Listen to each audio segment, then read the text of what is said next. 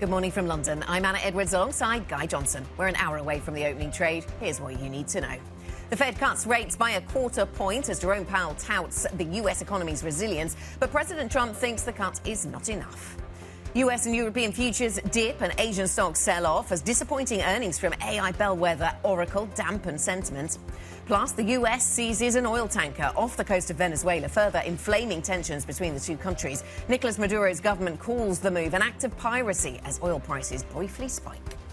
Anna, this board is Fed-free, which is a bit of a surprise considering the Fed was last night and is quite a major event. But other things are going on. Nasdaq futures down by 1.1%. That's the Oracle story. We'll see how that trades this morning. Could be ugly. The Australian 10-year is bid this morning, which is interesting. The market's pushing back on this idea that the RBA could hike rates. There's been a lot of talk over the last few days and it's rippled around global bond markets. It's been massive, this idea that actually the rate cycle is coming to an end and we are going to see hikes as next. The market pushing back on that a little bit this morning after the jobs data in Australia. I think that's important. And Brent crude down by 0.6%, despite the headline Anna just brought us on what's happening in Venezuela. We went up, but now we're fading. The glutting crude is going to be an interesting story for 2026. We're still north of 60 though, 61. 81. Lots to talk about. We'll get to the Fed in a moment. The countdown to the opening trade starts right now.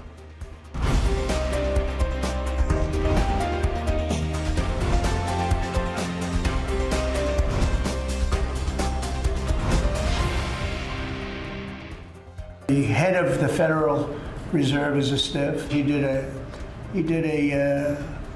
rather, I would say, a rather small number that could have been doubled, at least doubled. At least double. Wanted 50, wanted more, still wants more, going to continue to want more. The Fed is being pushed around by the White House, but the Fed has got all kinds of internal trials and tribulations that it has to deal with right now. Was it hawkish? Was it dovish? What did the market take away from yesterday? Not much, I would argue. Well, some of it's been complicated by Oracle, as you point out. But let's deal with the Fed then, Guy.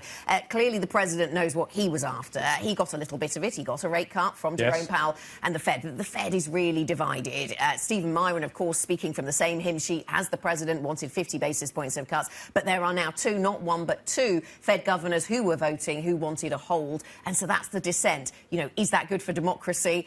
That could get nasty with the politics a little bit later on in 2026. We'll get to that, no doubt. But what does it mean for the Fed and where they are?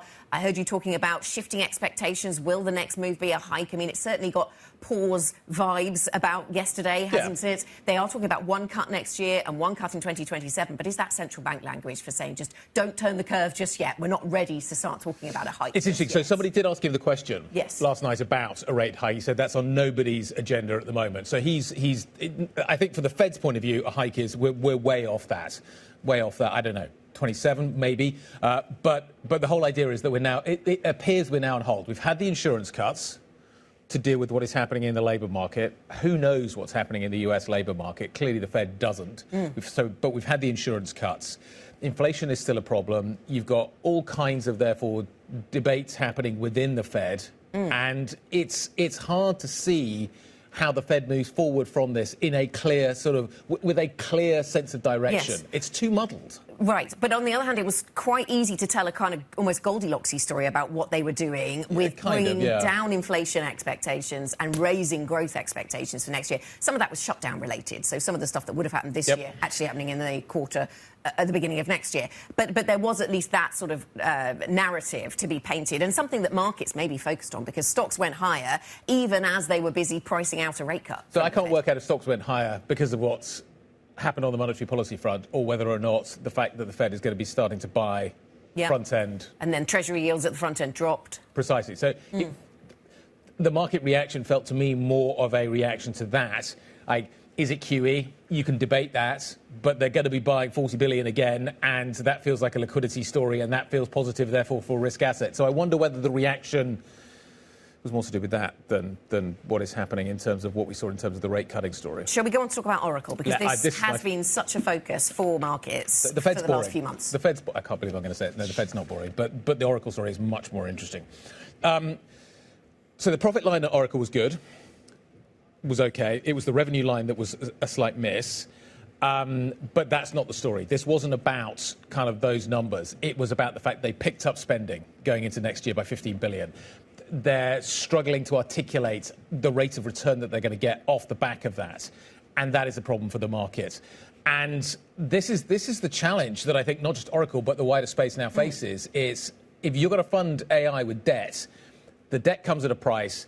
Can you make money in order to be able to service that debt? And it looks like that's going to be a real problem going forward from here. And the market is alive to this. There's a couple of things I would add. One of which is there was a really interesting line from Pinterest yesterday saying it is saving huge amounts of money using open source AI models, which are much cheaper, which again speaks to the revenue line. And then there's a line from Richard Windsor's note this morning saying, basically, keep an eye on the CDSs of Oracle. This is how Lehman started. Watch the CDS. Which is a dark parallel to draw, isn't it? But we will be watching that. And when we get any indications as to how the CDS market starts to trade as we get close to the US day, we'll certainly be bringing those to you. They did say they're committed to an investment-grade rating. So there's been lots of talk about just how much debt they're taking on to fuel this CapEx. And you mentioned the big uptick in CapEx. And yeah, adding 15 billion, I think it was, to the full year, wasn't Next it? year. But in terms of the quarter-on-quarter profile of the CapEx spend, I think it was 50% higher than last time and 50% higher than the market had been expecting for this particular quarter. So that's, you know, that's the scale of the upgrade to CapEx expectations that we're talking about here. It's massive. These numbers are colossal. And the other question as well is, are they overexposed to OpenAI? And that was a question that came up on the call last night. Quite pointed questions about it. They tried to talk about the idea that maybe they do have a diversified customer base, but the OpenAI link is certainly clear and present. And again, Richard Windsor sort of talks about that this morning. His last line in his note this morning is, OpenAI is extremely fortunate that it is not public. You're not getting the kind of scrutiny of OpenAI, but the market is clearly worried about OpenAI, and you could see that on the call last night. And the argument for a lot of these companies staying private for longer is that you do all of that behind closed doors in private rooms rather than in very public spaces, but then your suppliers have to do it in public, and that's what we're seeing with the Oracle and many other, and some others. Let's talk about Venezuela. You had the oil price there, Guy, earlier on, and that is dropping this morning. So we're weaker on the oil price, down by 0.7% now on Brent, 61.79. Similar sort of percentage move for NYMEX as well. But we did spike up on initially on the Venezuela story, as you pointed out. US forces seizing a crude carrier. Of course, Venezuelan crude is sanctioned by the United States, but of course it still finds its way into global markets. A lot of it goes to China, we understand.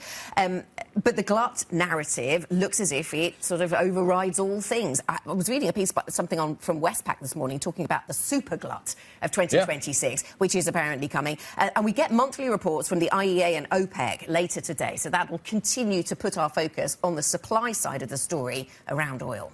Yeah, Venezuelan oil is a specific type, which a lot of refineries quite like, and that's always been the issue with the sanctions that have been put on it. But yeah, it's how big a supply side issue would you have to overcome the glut that we are dealing with at the moment? And it looks like it could have to be fairly substantial.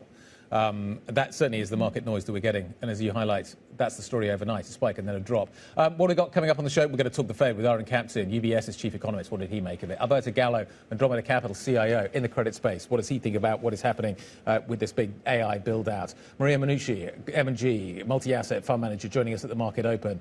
And Shoaib Khan, the Canary Wharf Group CEO, joining us. It wasn't that long ago that we were all telling stories about how difficult things were for Canary Wharf. The last few weeks have completely changed that narrative. Anyway, we'll get to that conversation a little bit later. Was that when we were all staying at home? Something happened? No, 2020? Just a few weeks ago. Well, I think it probably is the legacy of that. But there was a lot of people talking about moving out. And then suddenly, over the last few weeks, there's been a glut of people moving back in again. What is happening? We will get to the bottom of that. Let's tell you what's coming up on the daybook, on our agenda this week. The ECB enters a quiet period. They've not been quiet recently, so that's interesting. 8:30 a.m. UK time, we get the SNB rate decision, followed by a press conference from Schlegel after the rate decision. That's at 9 a.m. UK time. 1 o'clock UK time, EU finance ministers are meeting in Brussels, and later we get those oil reports I was mentioning, OPEC and IEA. And we'll focus for a moment on the finance ministers meeting in Brussels, Guy, because they're going to be talking about the Eurogroup, but they'll also be talking about frozen Russian assets. And it did seem as if after the London meeting, some progress had been made on this, but this is all flying in the face of US opposition. So let's just widen in that context. Let's just widen the lens here a little bit.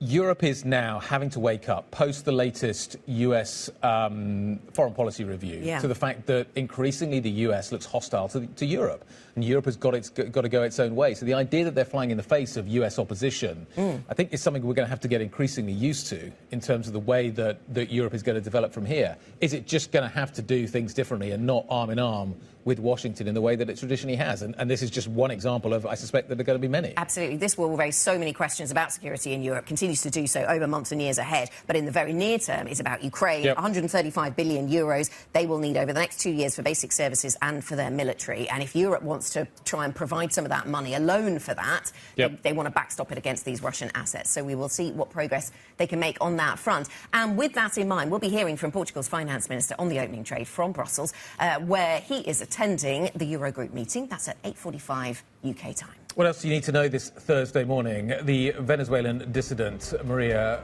Corina Machado has made a dramatic appearance in Oslo. She did so last night. She stepped onto the balcony of the Grand Hotel. This was about 2:30 a.m.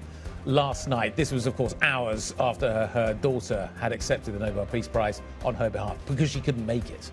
The Institute said Machado had embarked on an extremely dangerous journey to reach the Norwegian capital from her place of hiding. Machado leads resistance to President Nicolas Maduro's autocratic rule in Venezuela, which, remember, of course, President Trump is now attempting to bring to an end.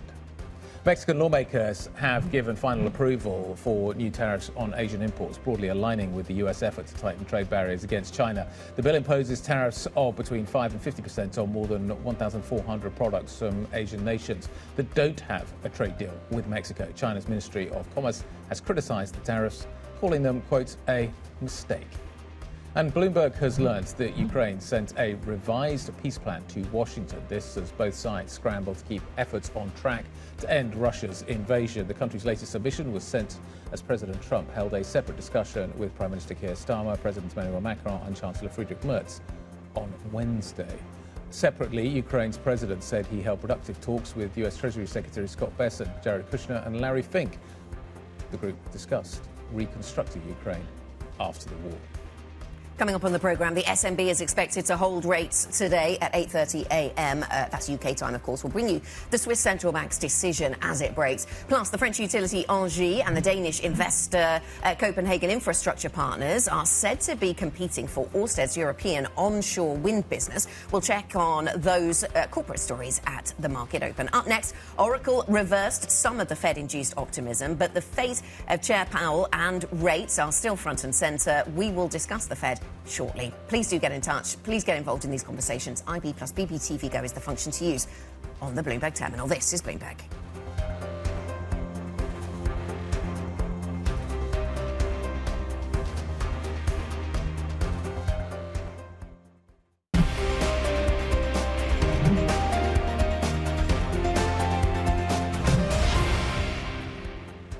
Today, the Federal Open Market Committee decided to lower our policy interest rate by a 1/4 percentage point. Available indicators suggest that economic activity has been expanding at a moderate pace. Consumer spending appears to have remained solid, and business fixed investment has continued to expand. There is no risk-free path for policy as we navigate this tension between our employment and inflation goals. As detailed in a statement released today by the Federal Reserve Bank of New York, reserve management purchases will amount to $40 billion in the first month and may remain elevated for a few months. So I don't think that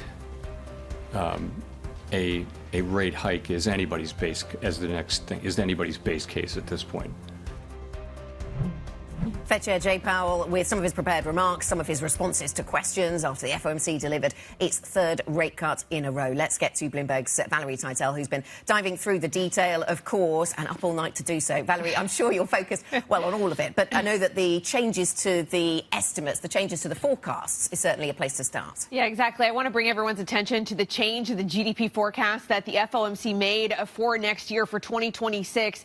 A 0.5 percentage point increase in what they're marking down for real GDP for next year from 1.8% all the way up to 2.3%. Powell mentioning in the press conference this has to do with AI data center spending and consumer spending remaining elevated. Off the back of that, though, there were some other interesting things they did. They downgraded inflation. PCE inflation is now expected to be 2.4% and kept their rate for unemployment steady. This is really entailing that there was some discussion yesterday about an AI-led productivity boom that the U.S. economy could face next year, something like that would essentially not ignite inflation but would be very bullish for the U.S. economy. There was a lot of discussion around productivity and what Powell thought of that. Adding to this perhaps bullish sentiment on growth for next year, there was some announcement on what they're doing in the front end when it comes to reserve management purchases. The Fed surprisingly announced 40 billion purchases of T-bills over the next month starting on Friday, and that was what really led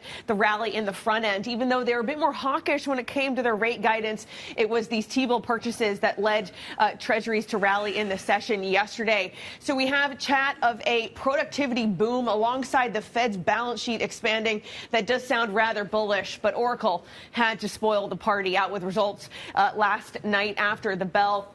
Some way, again, igniting these worries that this AI trade, they're spending too much money, and where is the revenue? We don't see it yet. So NASDAQ futures are really paring back their jump after the press conference yesterday, down over 1%. And, Guy, you have to start thinking whether this kind of volatility, at least when it comes to this AI trade, could see a lot of portfolio managers, a lot of risk takers out there wanting to take some chips off the table ahead of a busy data schedule for the third week of December. Absolutely. And Christmas is coming. Valerie, thank you very much indeed. Everybody else around here is wearing Christmas jumpers. Apparently, we're into that phase now. OK, let's talk more about how we digested last night. What was the real story? Aaron Captain is the Global Head of Economics and Strategy Research at UBS Investment Bank, joining us around the table. Good morning. Good morning. Dovish? Yeah, I thought it was very dovish, right, compared to expectations, right? So I think the risk going into the meeting after the October pivot was that they would basically say, you know, we're done. This was a mid-cycle adjustment. Yep. The risks are now balanced. He clearly refused to do that, right? I think he left the door open to potentially going in January. But also, as was just said, I mean, the degree to which he leaned into productivity was sort of a bit surprising because, you know, didn't actually lift the long-run growth potential rate of the U.S., right? And it's dovish in the sense that if you really think that, you know, we're going into this productivity phase, then you have a jobless recovery potentially as the economy accelerates.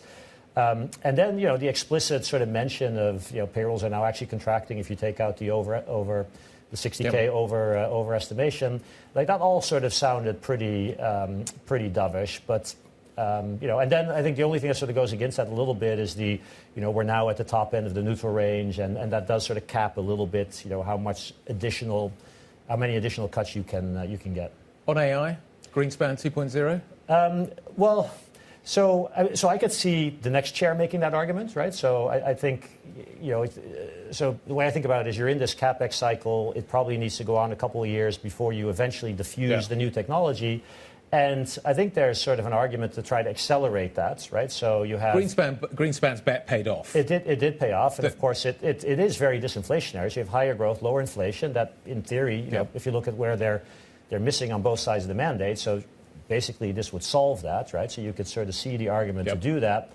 But in the near term, of course, constrained by the incoming inflation data and the tariffs, and so I think that's the second half of the year story in terms of trying to implement that. I think it's not Powell, it's the next chair. Aaron, good morning. So that's the longer term, which is fascinating. In the very near term, you thought that the door to another cut in January is still open, even though there was a little bit of dissent. You know, maybe we get more dissent by January, especially if these growth figures are going to come to pass. Yeah, so we originally thought they might move the meeting just to have next week's labor market reports, right? So they have two reports. They actually, this was an unusually early meeting, and historically they have moved these meetings before.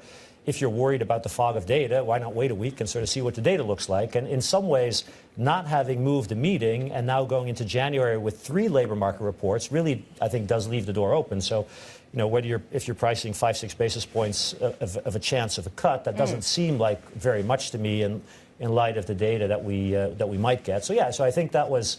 I think the door is open. Now, having said that, you know, the S&P only has one cut all of next year. Yeah. Does it really need to come in January? No, it doesn't, right? So, But 8 out of the 12 that expect to cut want to do more than one. So you could certainly, I think, make an argument for maybe do one more in January and then go into a wait and see type of mode where maybe do something extra later. And we are going to get a lot of data in January, and I don't want to eat into all our talking points for January just now, but let's do a little bit of that, because he nodded to the fact that some of this data is going to be really imperfect because a lot of the shutdown impact, even when you get the data, there's some things they just can't catch up for. So what do we need to keep in mind when we see all of this data coming through? Right. So on the inflation data we get next week, I think it's going to be absolutely terrible quality, right? So you might not even get month-to-month changes. You probably only get index levels for November and maybe year-on-year changes.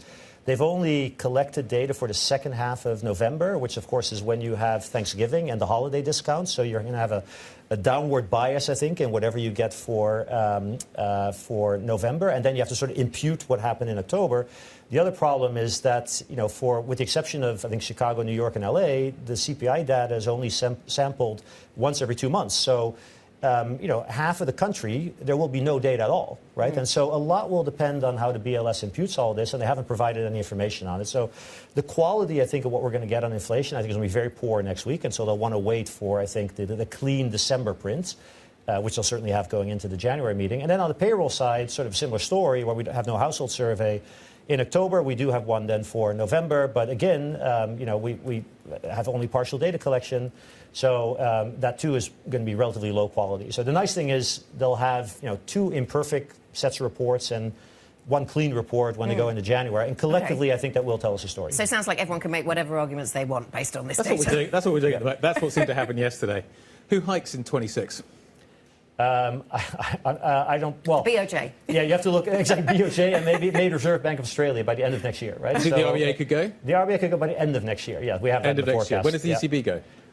Well, the ECB, for me, the Schneider speech I thought was sort of quite surprising in the sense that all of the debate among her colleagues is we're going to have an inflation undershoot in the forecast, and we have no mechanism to get it back up. And so I think the door to cuts hasn't even closed yet. So to start talking about hikes, I think is... Why do you think she did it? She has consistently been much more optimistic about the fiscal stimulus that's coming, including on Germany. I was in Germany the last couple of days, and there's widespread skepticism about the speed of the rollout and the ability to implement that. But she's very, I think, optimistic about that and the ability to increase potential growth sort of in the medium term. So for her, there's just a... I think sort of more bullish argument about where we're going, but also, I mean, like the Fed, there's something in it for everyone. I mean, you could, basically the dovishness of most members on the ECB Council, sort of based on, we're going to have wages decline next year. That's going to get us, basically going to get us maybe sub 2. Whereas, what the hawks say, including her, is that, well, we'll have to wait and see. It looks pretty sticky, and this hasn't materialized yet, and we're going to be running close to potential. So it's not so clear. Yeah. But I think she is an outlier, right? So we sort of track obviously what every single ECB member says. And no one is remotely as hawkish as I think what she said in the interview. So I think near term, ECB does absolutely nothing. They're going to wait to see how big the undershoot is first half of the year, and then they'll reassess by sort of mid-year and see what to do. And Aaron, we've talked a bit about AI and the productivity impact it's going to have, and this can apply to all kinds of geographies, maybe differently, but it'll be a conversation globally.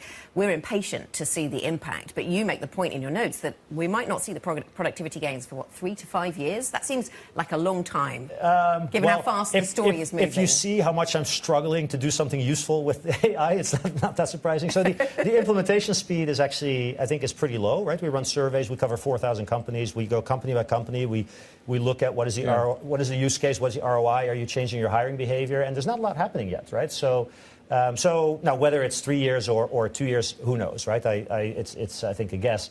But on our models, so it's interesting that Powell yesterday sort of said, oh, we've already averaged 2%. Yeah. We have not, right? So we've actually averaged something like 1.8, and actually, if you're trying to estimate, like, what is the probability that we have gone from a low productivity regime to a higher productivity regime, is like 20%, right? So it's too early. Okay, Aaron, we could carry on this conversation. In fact, we might do that in the break. Aaron Captain, Global Head of Economics and Strategy Research at UBS Investment Bank, thank you very much. Come out, Oracle shares fell more than 10% after the company reported a jump in AI spending. There's that theme again. We'll dig into those numbers next. This is Bloomberg.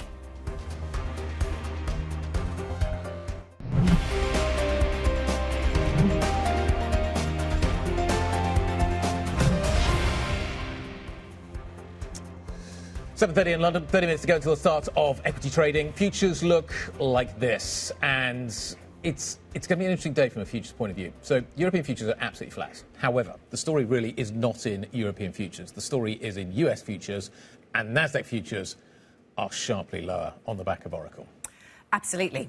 So we'll be waiting to see how that transpires stateside. As you say, Nasdaq futures looking weak. In terms of the bond market story, then, this is what we have, a kind of mixed picture, and nobody moving very far across European equity markets. We had a lot of movement at the beginning of this week around the European bond market space, didn't we, on those Schneider comments we've talked about, Guy, but a little quieter in the wake of the Fed right now.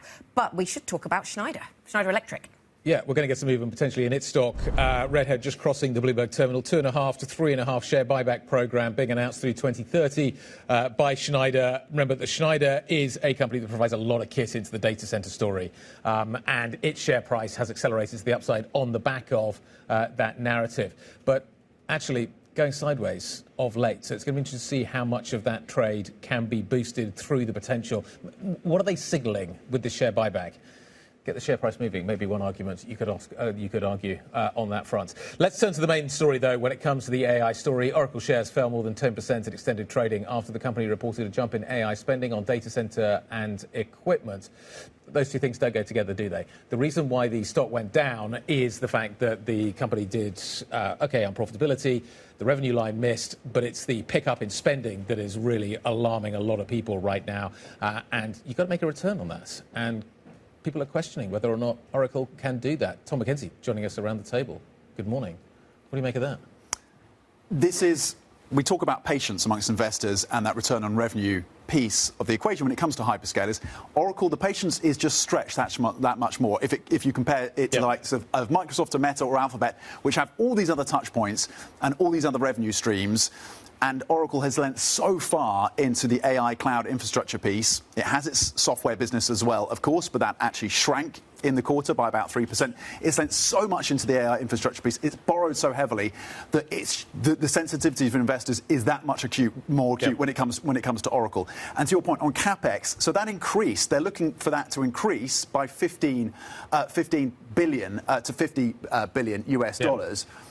That's a sizable increase. To your point, for the bright spots, the earnings per share were pretty decently above the estimates. Yeah. The cloud infrastructure piece, which sits under the cloud revenue piece, actually came in above estimates, and that's a core part of their bet, of course, on AI. Yep. But this is a company that has more than $100 billion worth of debt, cash flow negative by $10 billion, again, compared to its competitors that have huge cash balances on their balance sheets.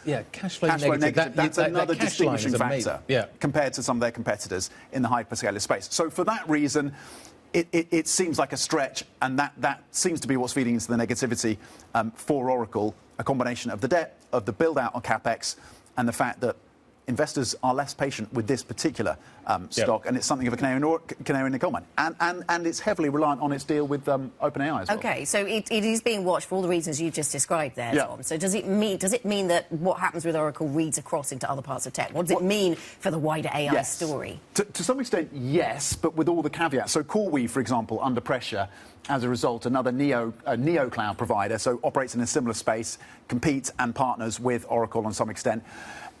I think there will be a read across. You're seeing that clearly in the Nasdaq 100 right now. You saw that in the Asian space as well. But I think there's a framing around Oracle that makes it distinguished from the rest of the pack. Yeah. And I think part of that is down to some of the issues that I touched on earlier. But also OpenAI, given the red alert that Sam Altman issued recently, and the fact that clearly they are now facing a much more acute competition with Google in terms of the market share for end consumers. Yes. And the reliance of Oracle on that deal is a potential vulnerability. But they still have a backlog of bookings of more than $500 billion, or $500 billion, more than $500 billion US dollars. Can you make money on it? Can you make money on it is still a question that they need to fully answer, it seems. And in terms of any read across, there are plenty of players within this space that are not as indebted, that have much better cash flow profiles, and that their CDS has not been doing what the Oracle CDS has been doing over the last few months.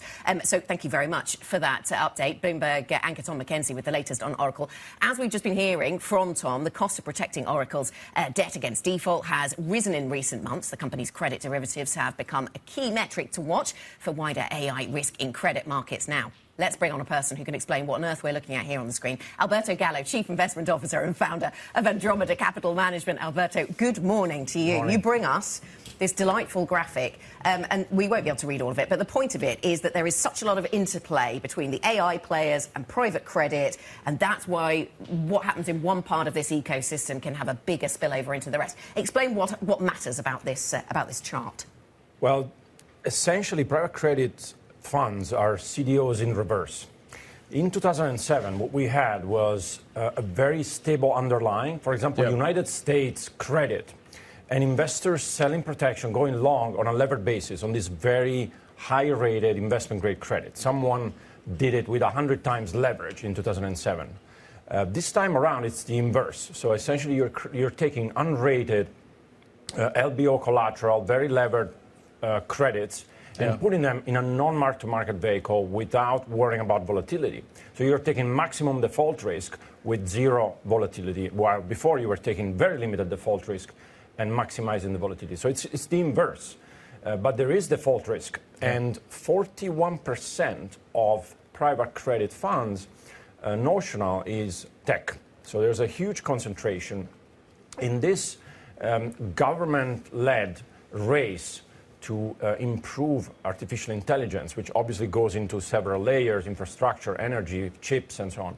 Governments have pushed the investment, but a lot of the debt is in the hands of investors, as is in the funds that have become private, in these private credit funds, which, again, have invested 41%, huge concentration into tech. So it's a very concentrated and very dangerous overlap that we have. Well, I mean, some people in the private credit space, say that this is entirely where that debt should be, in the sense that at these times where you need a lot of investment, a lot of capex, you do it away from the public markets maybe, and so for a time it makes sense to have these businesses in the private space and to enable them to grow really quickly and take some risks that maybe public markets wouldn't have the stomach for. Why would you have a market without a price? And why would you lend to a company that wants to hide something? Right, but then that's arguing against all private credit and all private equity.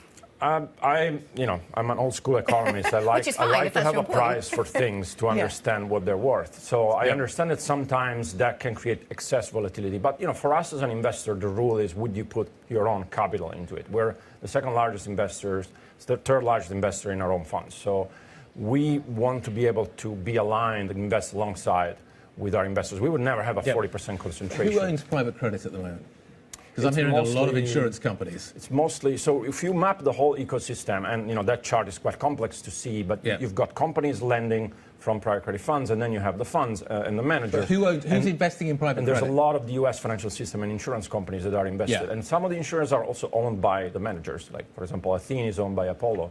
So there's obviously a conflict of interest and some circularity there, which we don't like. How quickly would a private market problem become a public market problem? So there's various channels of contagion, right? Obviously, Oracle CDS is a very traded one, but also some of the infrastructure providers. There's various ways where the managers or the lenders or the borrowers have some public securities. You can't privatize the whole market. So eventually, you have some stress in some of the funding. But it's not going to show through the insurance companies, because if they're the people that own, if these are the funds that own it, these insurance companies do all kinds of things, and they have a sort of public obligation. And I'm wondering kind of what risk they are running, because all I'm hearing at the moment is people are making investment decisions for next year, and they're not done with private credit. These are the managers that are still doubling down and putting more money as they go through their investment decisions right now into the private credit space. And a lot of these decisions are coming out of the insurers, and they're still doing that. So I'm wondering whether that is the connection. So to be clear, we're short the whole ecosystem, and we've been for a while. This is because credit spreads are at 30-year tight. So we're not getting paid to take any credit risk on a beta basis directionally. We started to look at the companies that borrow from private credit funds because there were companies we didn't like, independently of that, companies that had bad governance, and then they shifted their borrowings to private credit funds. So we're short the companies, we're short the managers, and also we're short the insurers that are very loaded with these illiquid funds. U.S. credit has a 15-year high long positioning from investors. So there's a lot of long positioning. There's very tight spreads. And we live in a very loose monetary policy environment. But you see at the same time some cracks are opening in the high yield market. So it's time for caution. If you own something that has a limited return, like a spread of 100 or 200 basis points. Right. I mean, so you're short all of these things. You say you're not getting paid to take the risk. So where is the risk that you worry about, Alberto? Is it that, AI just won't deliver the productivity gains that people think it will, or it'll take too long, or that, what is the risk? Well, the paradox is that if the software improves and there's less needs for energy, so if things go actually too well, then we might not need as much infrastructure and as much energy. And so the debt that has financed all the data centers might not be serviced. It doesn't just create more demand for the stuff. So the paradox is if the technology improves, if Google's stack is more efficient than the OpenAI stack, then some of the infrastructure that has been built might not be needed as much as before. So that concentration of debt is very dangerous. I like to take upside. We like to take bets that have more upside than downside. So think about convertible debt or commodities in this part of the cycle. Okay. If there is a problem in AI and there's a problem in private credit, what is the reaction from authorities? This will be the second time that the credit industry has faced the potential need for a bailout. I'm not saying we're there yet, but at some point we may be, and you're pointing us in that direction. Would authorities be prepared to bail out an industry that has already come once and said we need a bailout? Would there be the availability of a government backstop, a backstop from the authorities, a second time around? So first of all, this is a key question. Regulators are on the case because obviously loans are not securities; they're not directly regulated. But you have the DOJ and you have the ECB on the case. So there has been a lot of attention recently, and I think there will be more regulation on all the forms, all the sub-sectors of the private credit market, from funds to bank lending for NAV, to SRTs, synthetic risk transfers, and so on. So there will be more regulation. If there is a bigger problem in the credit market, the reaction function will be dovish, as we know. And as a result, the upside trade is to own real assets. We're not waiting for a collapse in the credit market. We're just thinking about an uptick in defaults. But for sure, the real rates, the reaction from central banks will continue to be dovish. So real assets, equities, commodities are continuing to go up because fiat currencies depreciate in this part of the cycle. So that'll be the bailout, dovish central bankers. Eventually, there is a dovish reaction function. They cannot save all the bad credits from restructuring or defaulting. So what we're likely to see is an uptick in defaults, not a fully fledged distress cycle. But obviously, you're not getting paid on the credit side. So you want to be short that tight credit with a lot of leverage. But upside in real assets, in convertible debt, in commodities at the same time. And equities just continue to go up and to the right? So the best question someone asked yesterday to Jerome Powell was, is the K-shaped economy sustainable? And he essentially said, I don't know. This is a K-shaped economy. So you've got some part of the population, the large companies, the strong companies getting stronger. And then, unfortunately, the bottom 50% of the population has smaller businesses doing worse and getting hit by stagflation. And for now, no policymaker is trying to realign that K. So essentially, the K-shaped economy goes together with some sort of unicorn-type policies, so printing money, essentially, cutting rates, doing 40 billion a month of T-bill purchases, and this increases the divergence. So you're in a scenario with fatter tails, with more upside tail in real assets because of dollar depreciation and the wall of liquidity going back into the market, and also a larger left tail because of these levered credits in the market, especially in the private space. It's going to be interesting, 2026. Alberto, nice to see you. Thank you very much indeed for stopping by to see us. Alberto Gallo, Chief Investment Officer and Founder of Andromeda Capital Management. Coming up, inflation comes between the Fed and the White House. If there are no new tariff announcements, and we don't know that, but let's assume there are no major new tariff announcements, inflation from goods should peak in the first quarter or so. We have to get a mindset that when a country's doing well, you don't want to kill the growth. That's what they're doing. They kill the growth. They're so afraid of inflation. But you can have tremendous growth without inflation. Going to get back to the Fed, what it does next year. What does the rate path look like? Stay tuned. This is Bloomberg.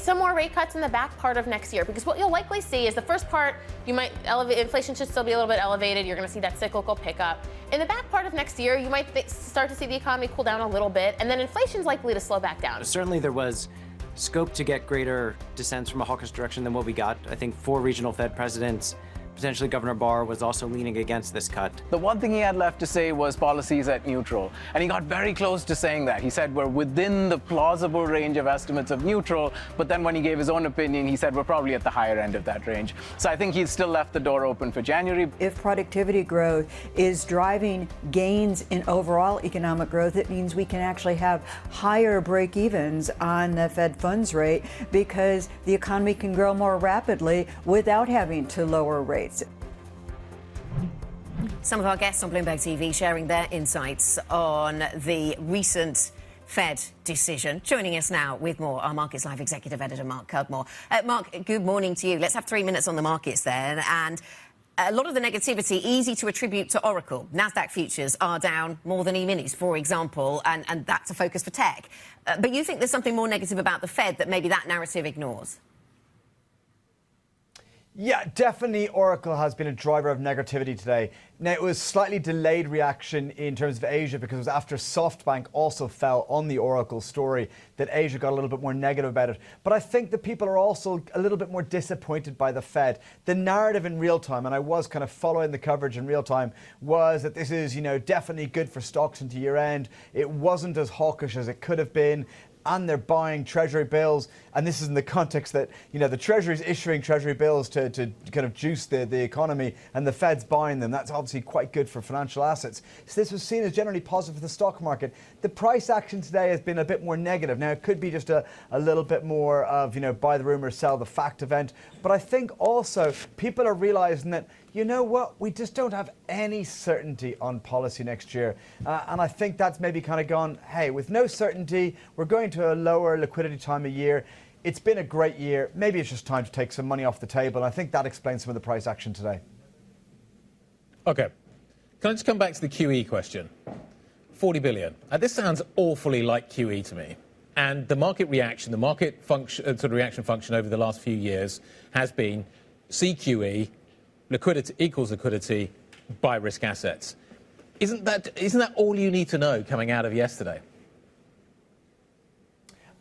I think you're right, Guy, in terms that's the most important takeaway from yesterday. And look, as we've talked about a lot in this show, I think that stock markets go a chunk higher again in 2026. I think the backdrop is growth that's staying relatively resilient, an exceptionally supportive central bank from the Fed. We're getting fiscal stimulus generally around the world. And, we've got an administration that's trying to juice asset prices. And the AI bubble is still in the inflation stage. So I think stock markets go a lot higher. I understand, though, why investors aren't playing that on the immediate basis. And I remain in the camp that even though I'm kind of structurally quite bullish into next year, I think it remains difficult this side of Christmas. I'm not bearish, but I just don't think this is the time to get on board the bullish trade just yet. The Fed is behind us. We've got these Oracle numbers, still working our way through that, and that'll have an impact on today's trade, Mark. But what of the events that still left this year do you think is going to be the biggest focus for markets, or should be more of a focus for markets? I think that's the problem, is actually there's a lot next week. I mean, normally kind of the Fed marks almost the end of the year, but it's a little bit earlier than normal. And then we've got ECB, Bank of England, Bank of Japan. These are all central banks that have something in play. As you know, I normally think ECB is boring, but it's not so boring as normal because of Schnabel's hawkish comments. Now, she is the most hawkish member of the board, but still the rates yields have really repriced there. Everyone's expecting a dovish cut from the Bank of England. Maybe it's a hawkish cut given how every other central bank's changing. We've got the Bank of Japan. They'll probably disappoint at the end of the week. And the labour report out of the US is even more important than normal given what Powell said. I thought he downplayed it. I thought he came out and said, no, we're not going to do that. Anyway, we'll park that thought for the moment. Mark Cudmore, thank you very much indeed. Bloomberg Markets Live, Executive Editor Mark Cudmore. Remember, you can get an update on what is happening in these markets. The fantastic team over at the Markets Live portion of the building will be providing that. MLIV Go on your Bloomberg terminal. What stocks are we watching? I think we're starting with wind power this morning. Chloe Melly. Good morning, Guy. Indeed, we are, and we're talking about a little bit of M&A within that. So the French utility company Engie and the Danish investor CIP are said to be competing for Orsted onshore wind business in Europe. And so this is a unit that Orsted had decided to put up for sale as part of a broader effort to boost its balance sheet earlier this year. And this is a unit that is said to be worth about 1 billion euros. So we'll see how the market reacts to that. We have got final bids that are expected this week. So let's keep an eye on both Engie and Orsted this morning for that. Moving on to the defense sector, and Exosense and Theon did sign a contract for 500 million euros to provide night vision technology to the Belgian and the German armed forces. So this is quite a big contract for companies that are actually quite small, and Bernstein analysts have also said this is quite supportive of the defense sector after a big sell-off, and it really confirms the view that even though we might get a peace deal in Ukraine, that this is not something that will necessarily push back on those investments from European countries, and that they will keep investing in that military. And finally, Schneider Electric this morning announced it will plan a buyback of as much as 3.5 billion euros over the next 5 years to 2030. This is part of a broader 2030 strategy. It really also is targeting a step up in profitability thanks to data centers, its exposure to grid infrastructure, electrification, etc. All of those positive trends. We have seen a bit of weakness in that stock over the last few months, but perhaps this big buyback and this new strategy will really push it forward this morning and boost those shares. Chloe, thank you. Equities reporter Chloe Melly with the latest on those stocks in focus. Coming back, we'll bring you the market open here in Europe. Reacting to the Fed, of course, working in the reaction to Oracle. Net, that leaves us not moving very far, perhaps, at the start of trade. We'll be back with that market open. That's next. This is Bloomberg.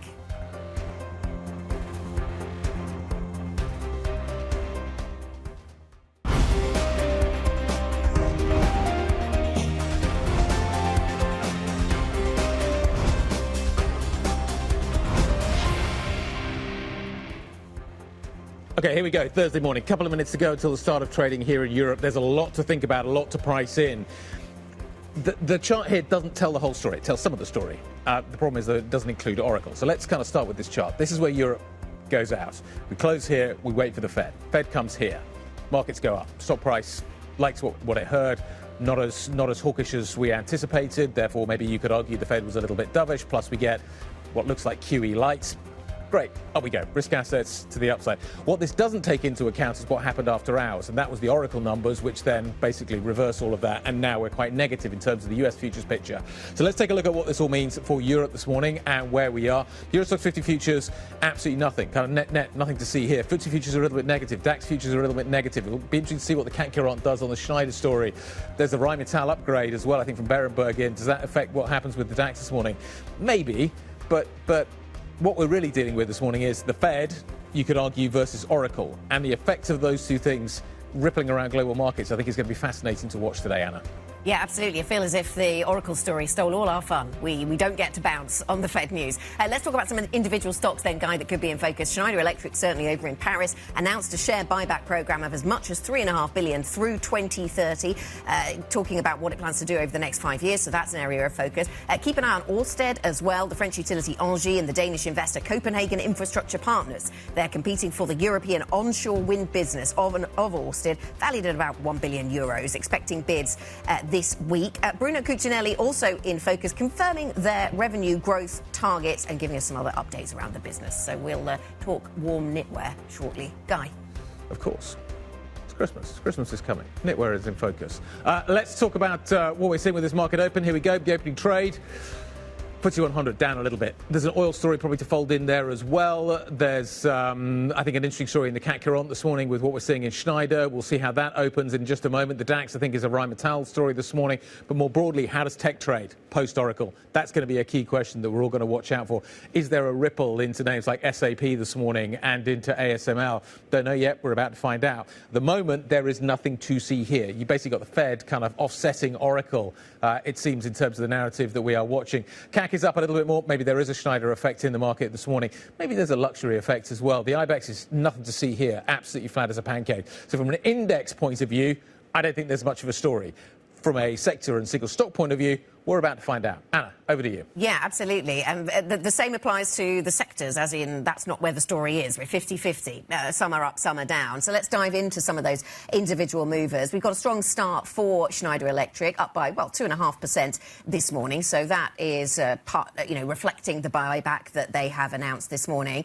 At the other end of the spectrum, Machado in the grocery space, that is doing less well. That stock down by 3.7%. The worst performing sector today is utilities, and Orsted is actually on the rise, as you might expect, given the talk of what's happening there with some of their onshore assets.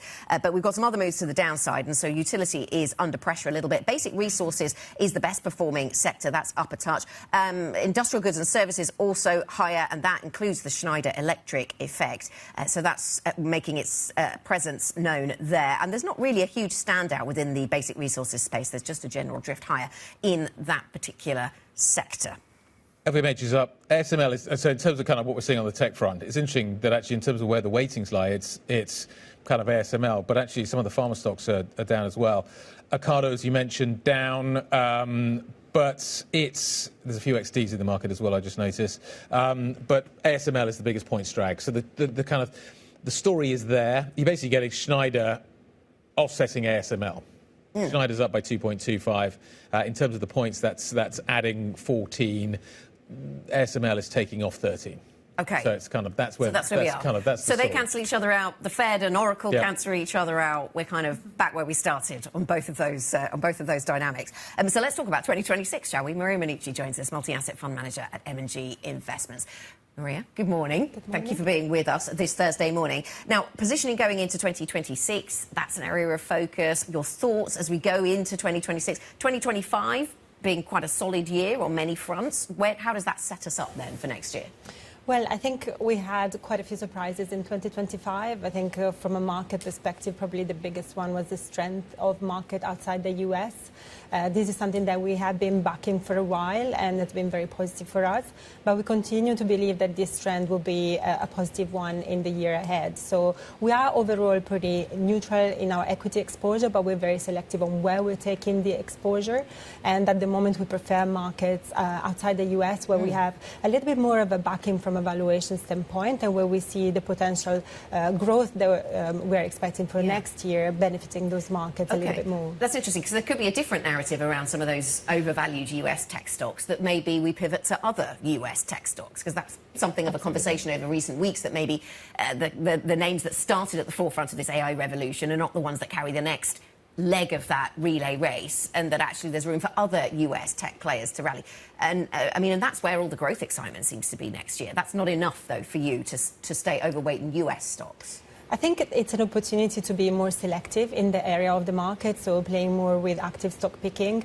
I think the trend and the opportunity around AI is likely to continue, but who is going to actually benefit from it? I think it's a lot more down to the specific of the companies. And we have seen, just overnight with Oracle, I think the market is very aware of this, and it's very discerning on, who to put a premium on and who not. So I think it's very important to be very careful about these details on who is going to win in this AI race. And, we will remain very open to that and very focused on it. Was 25 a good year for active? Yes, I would say it has been. I think you have some very interesting areas that have outperformed. Specifically from an asset allocation perspective, you've seen emerging markets doing very, very well. And within those emerging markets, selected names being at the forefront of that. I think you have continued to have quite a lot of dispersion in returns. And so that has been very interesting to play with. But overall, I think, for us, the key driver of return from a multi-asset perspective remained that asset allocation call. That's really what is driving return over the medium to long term. And I think there are strong opportunities there, both from a medium-term perspective as well as a short-term perspective, so to be more tactical on our decision and asset allocation. How correlated do you think assets really are, though? Because it's been really interesting. Valerie was pointing this out to me a little bit earlier on this morning. you've seen repricing over the last few days, not just in front end of developed market bond markets in terms of kind of the end of the cycle, but that has also fed through into emerging market front ends as well. Everybody seems to be taking this idea that there's more dovishness coming off the table, getting more neutral, potentially looking at a new rate hike. And if that's the case, I'm just kind of wondering how much dispersion there really is going to be in terms of the asset allocation story next year.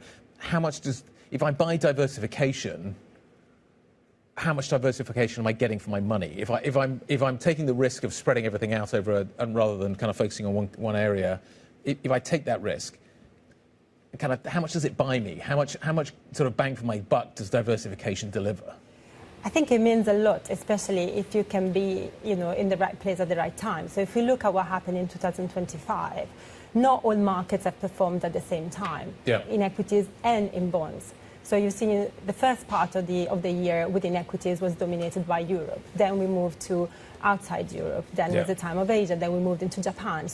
And then we moved into Korea. So it was very much about where you were at what time. So this is very important, not just being diversified, but selecting the right markets at the right time. And we've seen something very similar in developed market government bonds. I mean, the dispersion in returns this year has been exceptional. We have seen positive returns on treasuries over the years as yields have been coming down. We have seen, depending on how you traded within gilts, some very interesting returns. So for us, we've added in April, and then by the end of October, we were benefiting quite strongly from those positions. But in other places, like in the bonds, for example, you have seen continuous sell-off in yields over time. And even if, the April bounce in yields have provided some opportunities, you've continued to see yields moving higher throughout the year. Japan, similarly, very different stories, not a place where, you've had good returns. And also you've seen interesting markets of late, like Australia, where we've seen quite a shift in dynamic, quite a change in tone from the central bank, and also Canada of late. So I think you have enough differentiation also within developed markets to be able to tactical asset allocate and take advantage of some of the volatility in there. Maria, can I ask you about Europe and where the opportunities are in Europe? Back to the equities story, just because we're seeing the Oracle story having a little bit of an impact now on European stocks. So SAP down by 2.7% on the back of the Oracle numbers. I mean, what is the... What does the outlook look like for Europe and the opportunities in Europe in 2026 for you? So I think what we've seen in Europe is that strong re-rating in the first part of the year, but then things have really kind of like gone sideways, especially in markets like Germany. Valuations are still relatively attractive. Some sectors, like the banking sector, has done extremely well over this period. But if you look at the valuation versus other sectors, it still remains quite attractive. And also you're seeing in Europe different level of growth in different areas. So obviously Italy and Spain have been growing up faster rates compared to other areas. But you have also the anticipation of obviously the fiscal stimulus coming through in Germany. So I think there are opportunities. Again, it's important to be selective. One area that I find quite interesting in my portfolios is renewable energy, for example. And, this morning we were talking about Orsted, but also Schneider Electric. I think, it's a sector that has been underloved and underlooked for quite a long time. And I think there could be potentially opportunities there as the, race for AI and data center really increase the need for efficiency and for energy. And do you look at European businesses that have more of a domestic demand base? I'm thinking about the FX impact and trying to minimise any FX impact if we are in a world where President Trump is putting a lot of pressure on the Fed to cut rates, whether that's effective or not, who knows. But maybe there's more dollar weakness next year. Maybe you have a different view. Well, I think we have seen quite a lot of dollar weakness already this year. It was mainly concentrated in the first part. But, that has triggered quite a lot of discussion and, within markets, worries about debasement and what does it mean for the dollar going forward. I think, we could see further of that coming through if you have continued divergence in monetary policy. So with the ECB maintaining the current rate and the Fed continuing to cut rates into 2026, 2027. But I think, a lot of European companies that we look at are global in nature, and so they'll be able to diversify out of this potential risk.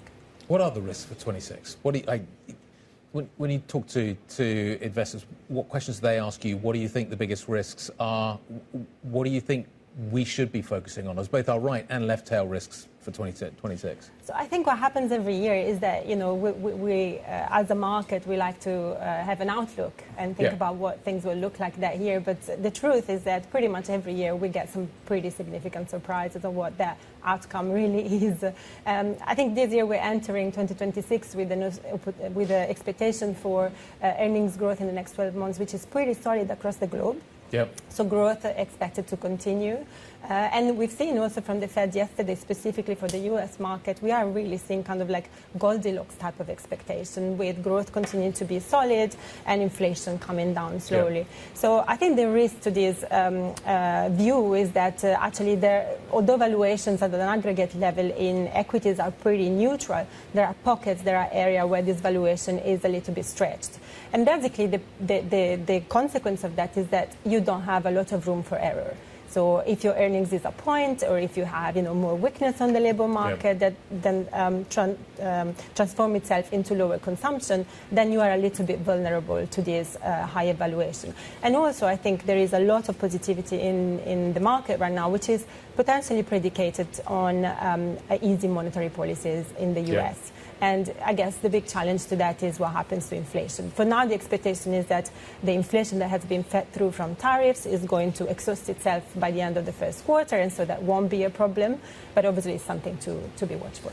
Yeah, it's interesting to see what the Fed had to say on that yesterday. Maria, thank you very much indeed. Have a great Christmas. Maria Monici, multi-asset fund manager, joining us from M&G Investments. Call 6 looks a little like this morning.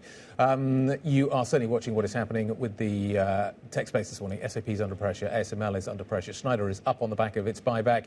It's interesting that Rheinmetall is also rising this morning on the back of an upgrade. I think it's from Berenberg this morning on that. Luxury is actually having a good day, as is the pharma space. Pharma space is very mixed, though.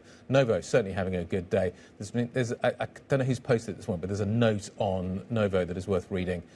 On how it's being priced and kind of how maybe the market is perceiving that stock going forward. But let's start with some positive news. Schneider Electric. Chloe Melly, over to you.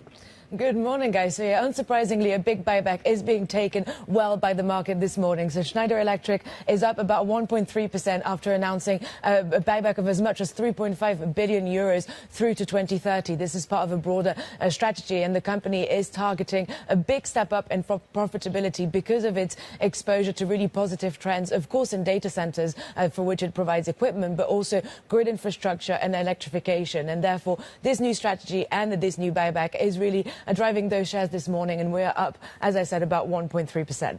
Moving on to Delivery Hero, which is seeing a little bit of weakness this morning, actually quite a bit of weakness, with shares down about 5.2% after being downgraded by Citi analysts to a sell rating, with the analyst mentioning that there was just a lot of competition that the company was going to be facing. So this follows actually shares rising yesterday because the company had said that it was considering the next strategic steps because of a lot of investor pressure to potentially sell parts of the company. And so the shares had risen on the back of that yesterday, but then today this downgrade is really weighing on that stock.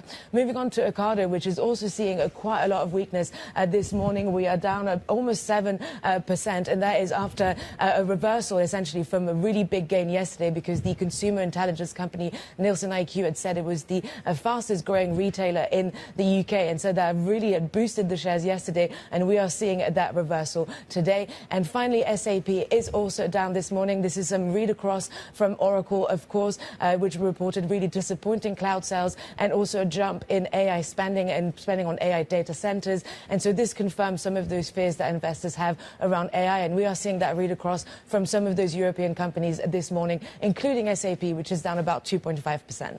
Yes, indeed. The technology sector, one of those areas of weakness this morning, then, Chloe, for European stocks as well. In fact, the worst performing sector now. Chloe, thank you very much. Chloe Melly from our equities team.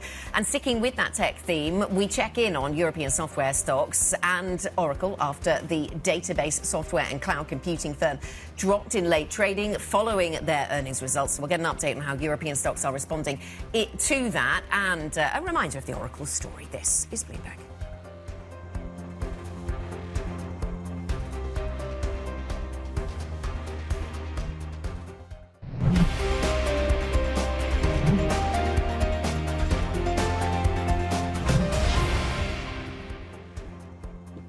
Welcome back. You're watching the opening trade. We are 18 minutes into the session, and it feels quite negative. Tech is quite a big factor behind that, and Normally you'd say, you know what, this morning we're going to be talking about the Fed. That'll be the story. It's not. SAP's the story. And ASML is the story. And the reason they're the story this morning is because of Oracle. And look at what is happening with Nasdaq futures this morning. SAP is down by 2.28. I compare with Oracle, that's nothing. Oracle is down massively overnight, and we'll see what happens when it opens up a little bit later on. In fact, in 40 minutes' time, you're going to get pre-trade on Oracle. Pay attention. Fran will be bringing that to you a little bit later on. But it's a huge day in terms of the technology space. We thought we'd be talking about the Fed, but it's not. That's not the story. Matt Bloxham, senior analyst at Bloomberg Intelligence, joins us now to talk about all of this. I'm reading some really bleak notes this morning on Oracle. Is that the message that you got? What was the message you think that was delivered yesterday, and how seriously, how worried should we be about what's going on here? Yeah, I mean, obviously, I think that the big spook was not so much the kind of results themselves. You know, the revenue is a 1% miss. It's not much, but also on the margin, people are looking for better, not worse trends. The big spook was the CapEx guide, and a $15 billion increase in the CapEx guide for this year. So going from 35 billion to 50 billion, you know, kind of 40% plus increase. That spooked people, and I think it's because there is this mismatch between the revenue coming in, the spending on infrastructure to support that revenue, and how it's flowing through to margin and cash flow. And people are trying to figure out the business model, not just for Oracle, but for the whole AI sector. I think, look, yesterday, reading through the earnings transcript, management trying to do as much as they can to calm people's concerns about the cash burn, the credit risk, that this stuff's all going to kind of balance out. I think to some degree, there's too much complexity. They're saying, you know, we could sell stuff this way, we can do it that way. There's all sorts of options, and it helps us to manage our cash flow. I think people are lacking the clarity of, you know, this is our business model, this is how it works, and then you can do the numbers and make it add up. There's just so many different views on how it might add up, and I think that's one of the problems. Is there a ship that needs steadying here? Matt, is that how it's being viewed? When you look at what's been happening to CDS recently, that's what comes to mind. Did they do enough to calm those jitters last night? I mean, the share price reaction suggests maybe not, but what's your thought?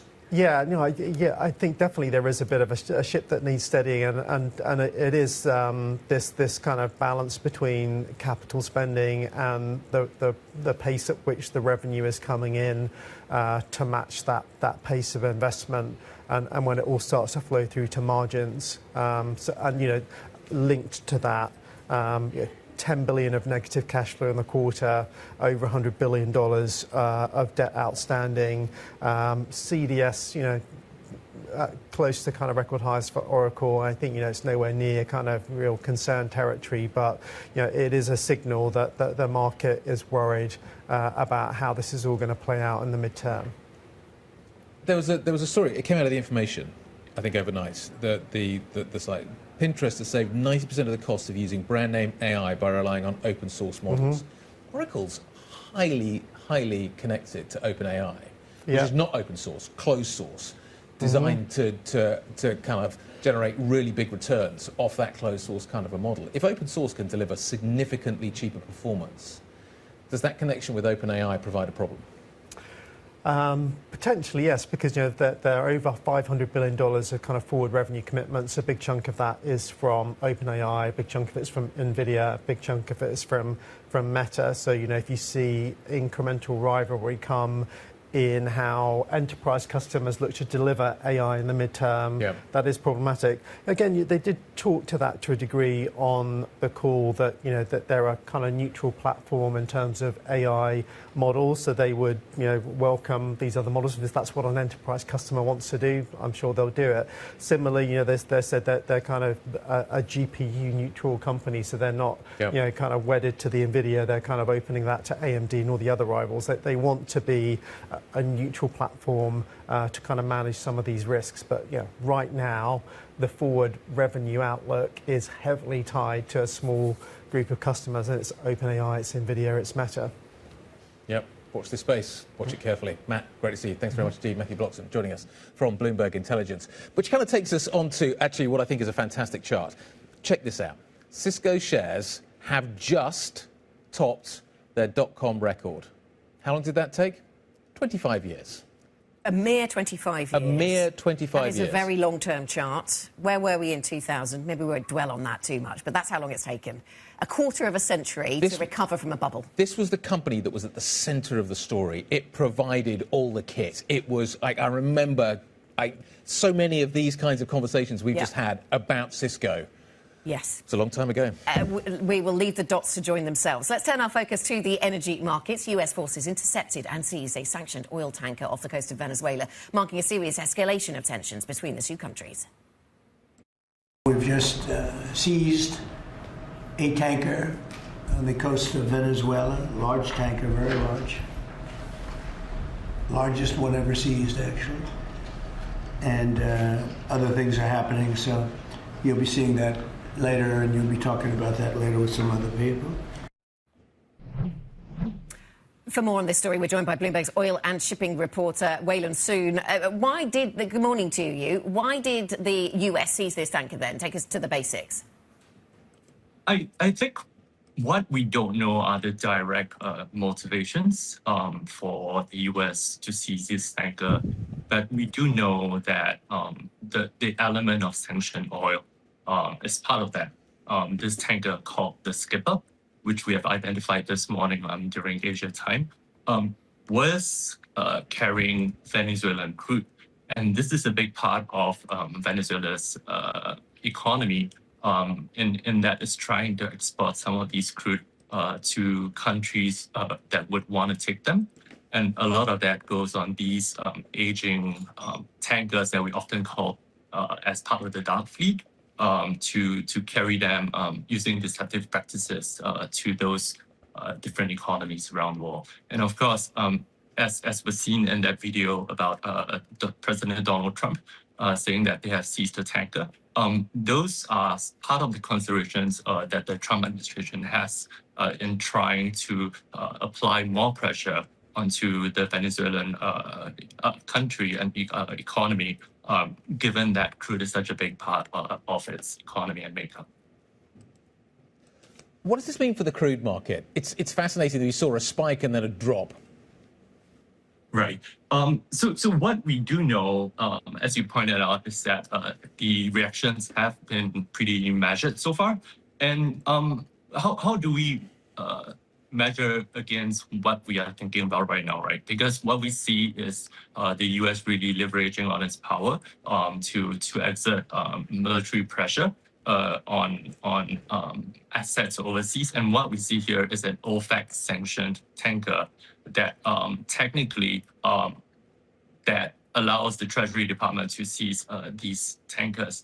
But at the same time, this is a playbook that we've not seen before. We do hear of tankers getting seized by different governments over the years, but these were for more mundane reasons, such as financial payment issues and things like that. But this is really one of the more dramatic escalations in how Western governments are controlling how the dark fleet is operating around the world. Waylon Soon, Bloomberg shipping reporter, thank you very much indeed for the update. Greatly appreciated. Up next, we're going to turn our attention to real estate. We're going to speak to the CEO of the Canary Wharf Group. This is Bloomberg.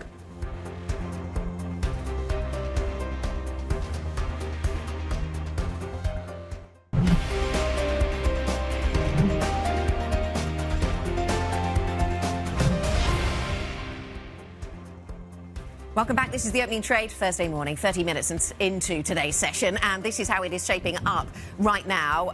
The FTSE 100 is unchanged, so we'll ignore that. But the CAC 40 up just a touch. Some interesting stories there, though. I mean, maybe there's a read across from Bruno Cucinelli, the Italian luxury company, that perhaps having an upward impact on some of the luxury names there. Schneider, of course, having an impact with its buyback, so that's part of the CAC story.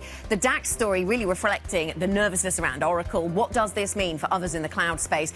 More on SAP in just a moment. So net, Guy, we're down by 0.1%, as it seems here in Europe we are destined to worry more about Oracle and reflect less on the upside from the Fed.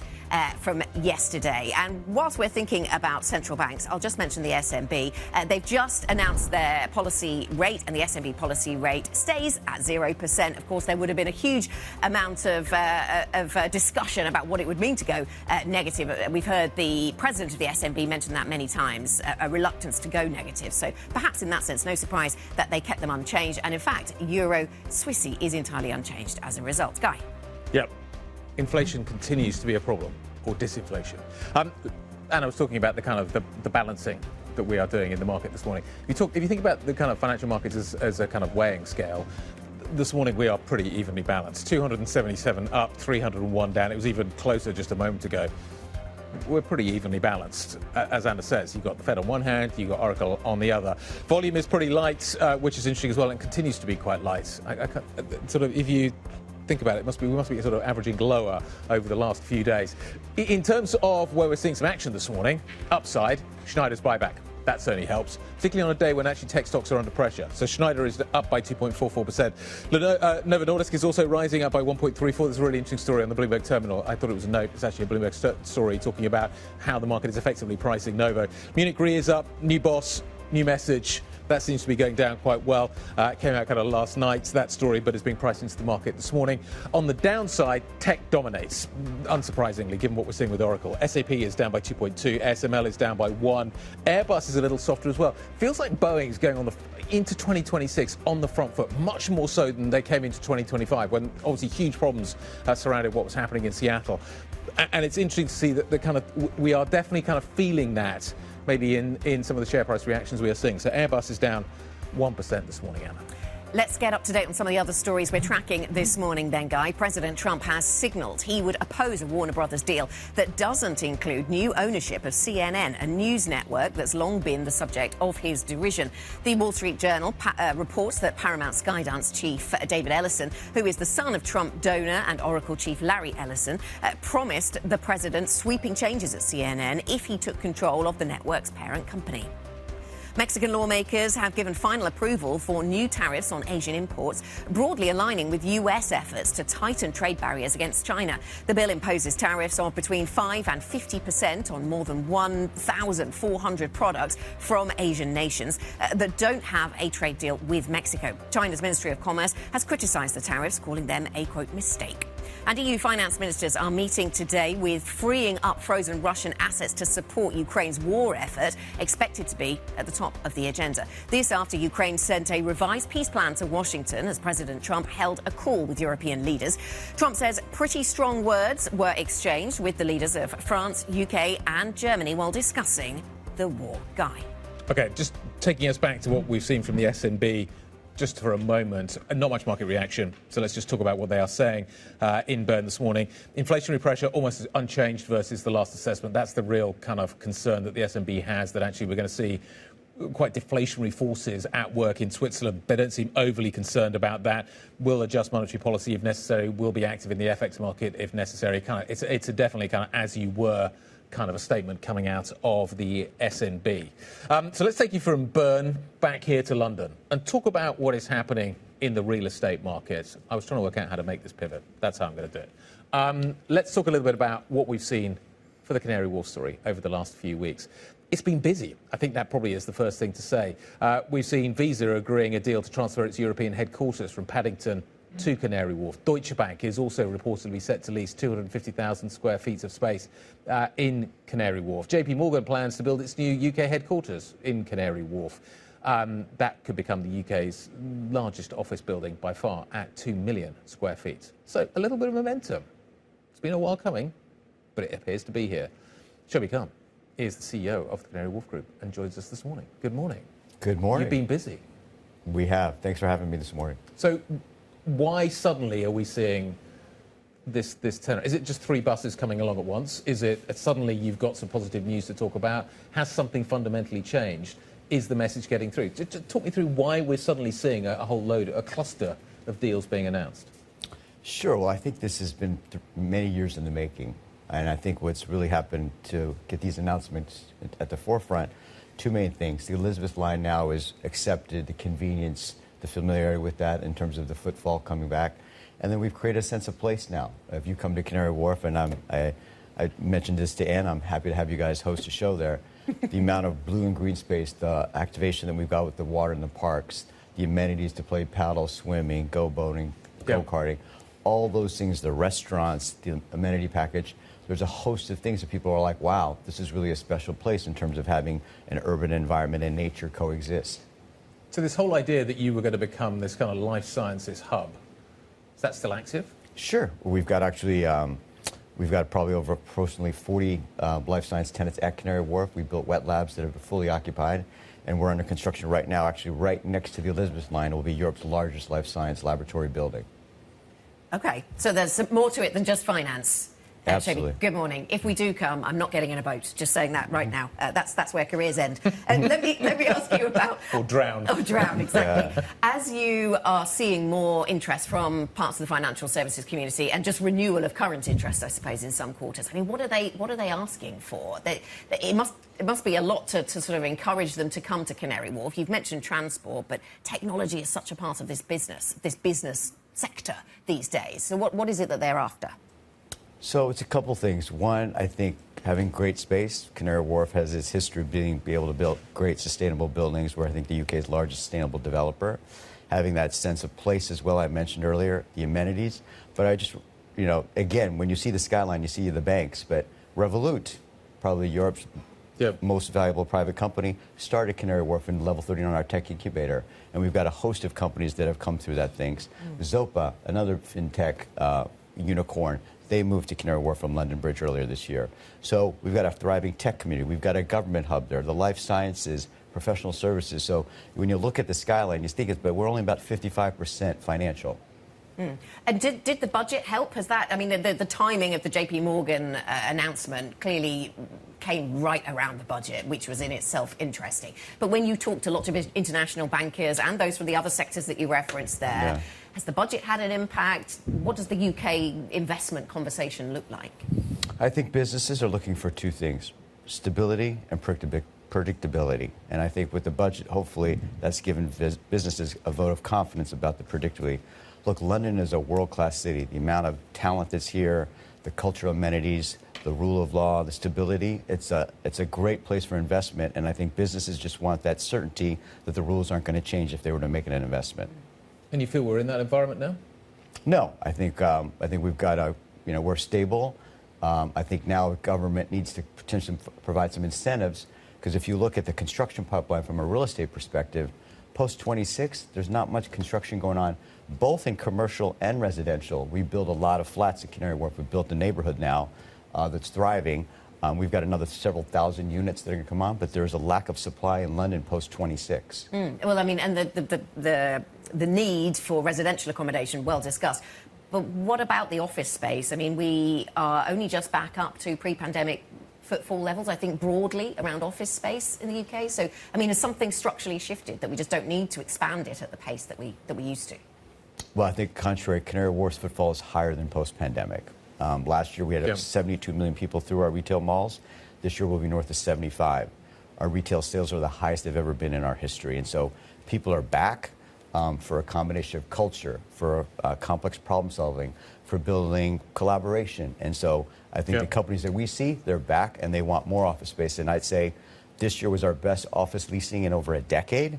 And I think next year we might even surpass that. And Jamie Dimon telling everyone to get back to the office possibly helps. Is working from home done, do you think?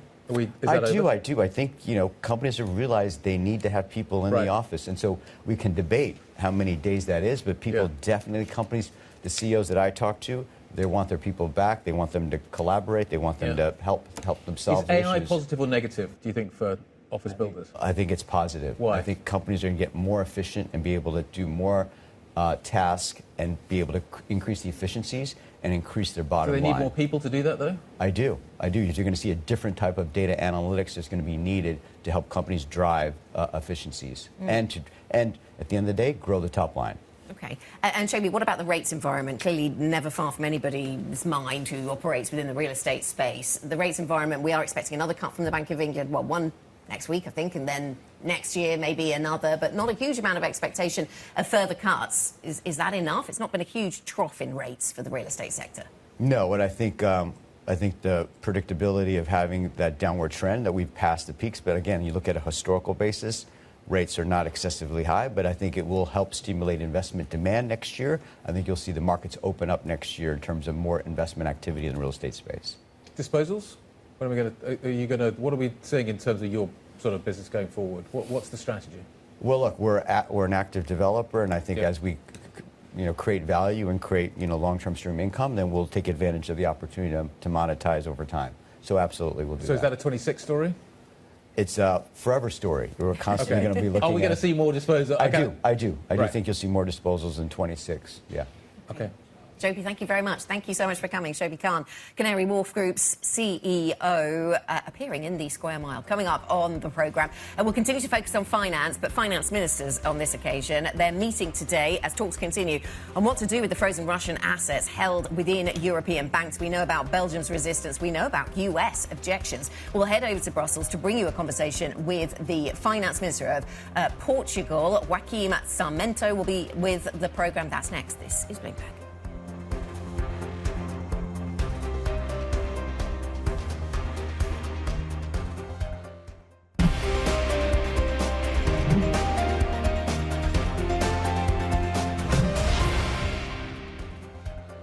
Welcome back to the opening trade. 45 minutes into a session here at Europe that is reflecting a little more of the Oracle story and a little bit less of the Fed than maybe we anticipated, but a pretty flat picture overall for European equity markets. Now, Eurogroup ministers are meeting today and broader European finance ministers meet tomorrow at a critical time for Ukraine. The question before Europe, will they or won't they tap frozen Russian assets held in Europe? Will they be able to overcome Belgian and US objections to doing so? To answer that question, let's head to Brussels now, where Bloomberg's chief Europe correspondent Oliver Crook is there with a guest. Ollie, good morning.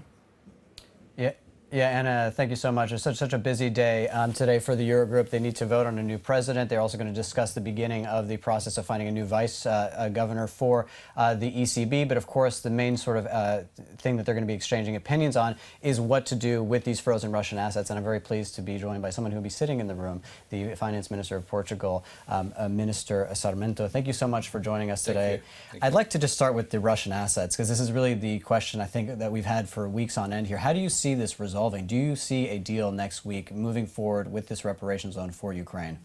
Well, it's absolutely fundamental to reach an agreement. Ukraine needs financial support. The next winter will be extremely difficult. The next times will be even more hard than they have been in the past years in terms of the war. And Europe needs to continue united in supporting Ukraine. And therefore, we have two solutions on the table, common debt or reparation loans.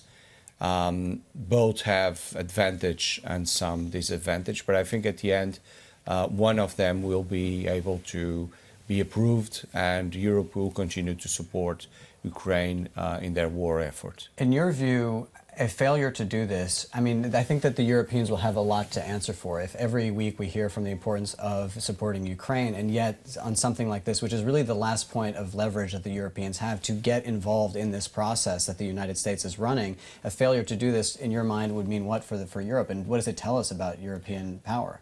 Well, there's something that Europe cannot accept is a loss of Ukraine and the victory for Putin. That would jeopardize completely our security, our sovereignty, and therefore what Ukrainians have done in this almost 4 years of war is extraordinary, is heroic. We need to continue to give them support in terms of financial aid, in terms of military equipment, and therefore we need to find a financial solution for something that is inevitable.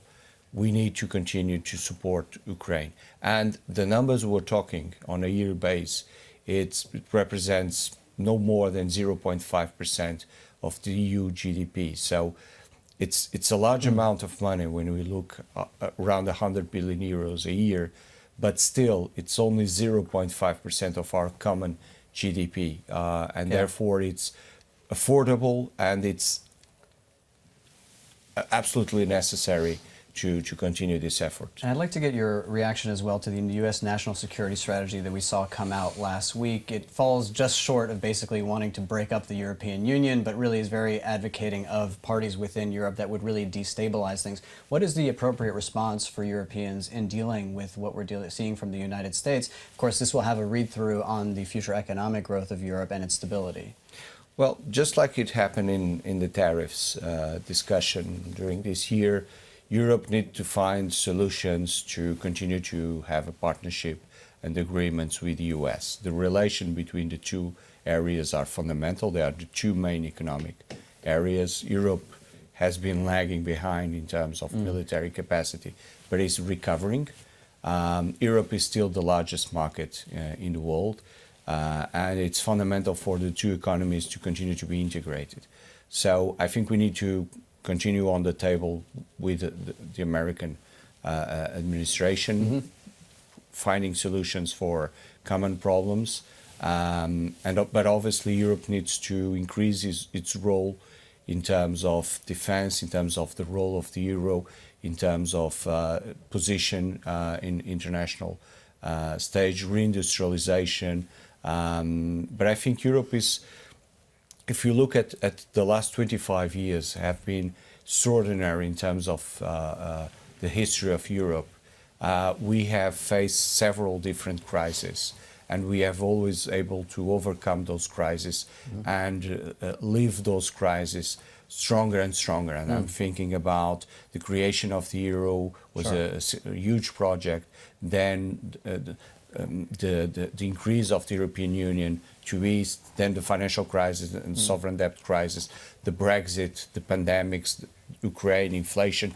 Every time Europe became more united, created new instruments and become stronger at the end of that crisis. And I'd like to also deal with some of the business that you'll be dealing with today at the Eurogroup meeting. I heard you speaking to my colleague Stephen Carroll, and that you would not divulge who Portugal will be voting for to run the Eurogroup in terms of the presidency. I will ask you about another discussion that begins today, which is the vice presidency of the ECB. This is something that you will begin to discuss today. Will Portugal throw its hat into the ring? You're the vice governor of the Bank of Portugal is a name that's come up quite a bit. Well, concerning the Eurogroup, there are two candidates from the EPP. The EPP said officially that there were three possible names on the table: my colleague from Belgium, my colleague from Greece, and myself. We decided that we have advocated that there should be a single candidate. It was not possible. We decided that Portugal would not run, to not divide even more the EPP. I will announce before the meeting who will Portugal support. Our former governor of the central bank is a possible name for the ECB, but there is no official confirmation. What we have been saying is, just like happened with António Costa, which is from another political party opposite to the government, but was Prime Minister of Portugal for 8 years. He had our support to be the president of the European Council. We always support Portuguese to be on high positions in Europe. So if the opportunity appears, we will support any Portuguese for that position or any other position. And then something else, we very rarely cite our competitors on Bloomberg Television, but The Economist has said that Portugal was the #1 economy in terms of performance in 2025. I'd like to get for you what you think the sort of policy mix that made that possible, and critically, how do you continue that into next year? What policies are you putting forward to ensure that Portugal stays the #1 economy in the world? Well, basically our main drivers to increase productivity and competitiveness is attracting human capital, bringing young people, bringing talent people, bringing people to work in all sectors of our economy with regulation, migration, with tax incentives. Second, reduce bureaucracy and the cost of doing business. We are strongly reducing the time and the cost of any authorization that companies have to ask to public entities, simplifying our tax system and reducing our income and corporate tax, reforming our labor laws, and using our development bank to increase the scale and capitalization of our companies. Portugal had done an incredible job in the last years. Portugal is one of the examples today that structural reforms pay off. Our economy is growing above 2%. Employment is increasing by 3%. Salaries are increasing above 7%, which in real terms means 5% increase a year. But our main drivers for productivity is human capital, reducing bureaucracy, tax system, labor laws, and financing our firms. Well, Minister, thank you so much for joining us today. Thank you very much. Joaquim Miranda Sarmento, who is the Portuguese finance minister, on the path forward for Ukraine with the frozen assets, and of course the sort of mix that has made Portugal one of the best performing economies in the world. Oliver Crook in Brussels, thank you very much indeed. Let's look forward to what the rest of the day looks like. Talking of the ECB, entering a quiet period today. It's been very busy over the last few days. The SNB, we're going to hear from Schlegel. We've had a rate decision, nothing to see here. We've heard about the fact that the Eurogroup is meeting, and later OPEC and IEA oil market reports coming out. It's kind of day 3 of the Fed, though, and that's kind of where we are this morning. It's day 3 of the Fed, and let's call it day 2 of Oracle. That's kind of where we are. And it seems like Oracle is winning in terms of the narrative. Let's talk about the market reaction this morning. A, the Fed is being overshadowed by Oracle, which is amazing to start with. And B, nobody seems to be quite sure whether this is dovish or hawkish. I mean, the more I think about it, the more I am more bullish on what Powell told us yesterday. Taking it all together, they're expanding the balance sheet. There was clear discussion about a productivity boom that isn't going to ignite inflation. And then wrap into all of that, we're going to get a new Fed chair come May. All of that together seems a very positive backdrop for risk assets. And then if you especially take the wider context of what's happened in the month of December, it seems like everywhere else in the globe where there were cuts priced in, there are no longer any more. We are still pricing in cuts for the U.S. economy, given this backdrop. I mean, the Fed just told us that they're penciling in a 2.3% real GDP growth for next year. That is on the very high side of trend growth for the U.S., and they're still cutting on the back of that. So it's really interesting that the room seemed to want to move to when does the hiking cycle start, and the more the U.S. economy follows through on those growth expectations, the louder that questioning gets. Well, possibly, Anna, but if this is a productivity-led AI boom, a jobless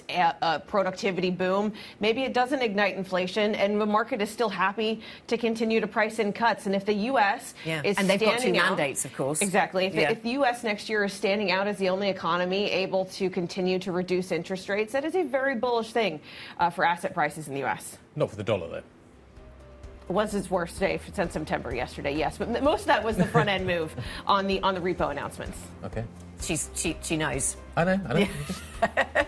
Thank you very much to Valerie Teitel across the Fed story, across all of the market moves this morning. 8:56 here in London. Up next on the Pulse, Jimmy Wales of Wikipedia fame will be joining 9:30 a.m. London time. That's it for opening trade.